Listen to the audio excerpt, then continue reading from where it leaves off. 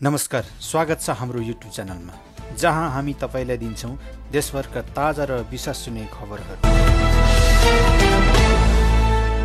आज हामी ल्याएका छौं नवलपुरमा भएको एक दर्दनाक दुर्घटनाको समाचार, जसले 9 जना यात्रुहरूको जीवनमा ठूलो असर पारेको छ।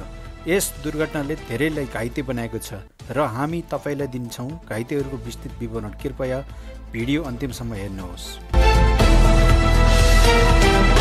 नवलपुरमा भएको माइक्रो बस दुर्घटनामा 9 जना घाइते भएका छन्। घाइतेहरू मध्ये धेरैको अवस्था मध्यम रहेको जनाइएको छ।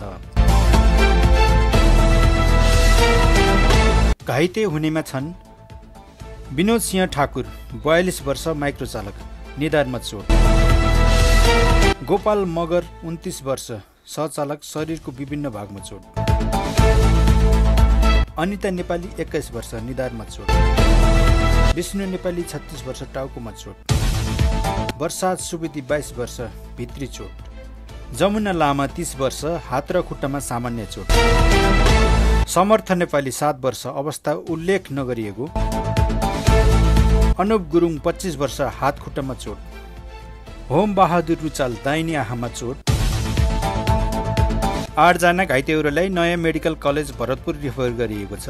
होम बहादुर रुचाललाई भने स्थानीय सुमन मेडिकलमा उपचार भइरहेको छ।